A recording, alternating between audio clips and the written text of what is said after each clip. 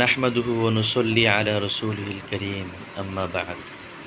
গুরুত্বপূর্ণ একটি মাসআলা বিষয় হলো মহিলাদের জন্য রাজপথে আন্দোলন করার অবকাশ আছে কি? এক্ষেত্রে উত্তর হলো আন্দোলন ব্যতীত অন্য কোনো পথ খোলা না থাকলে একান্ত প্রয়োজনে নিজেদের মান সম্মান ইজ্জতের হেফাজতের ব্যবস্থা নিয়ে শরীয়ত বিরোধী কোনো কার্যকলাপ বা সৌন্দর্য বা এমন কোনো বিষয় যা অন্যকে নারীর প্রতি আকৃষ্ট করে এমন সকল বিষয় থেকে বিরত থেকে এমন বিষয়কে প্রদর্শন না করে মহিলাদের জন্য রাজপথে আন্দোলন করার অবকাশ আছে। তবে বর্তমানে ফিতনার আশঙ্কা থাকার কারণে মহিলাদের রাজপথে আন্দোলন না করাই উচিত।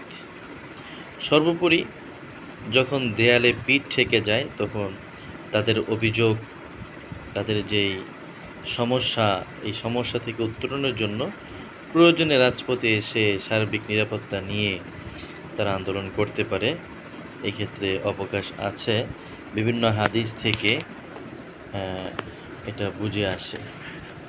আল্লাহ পাক রব্বুল আলামিন আমাদেরকে বুঝা এবং তার উপর আমল করার তৌফিক দান করুন।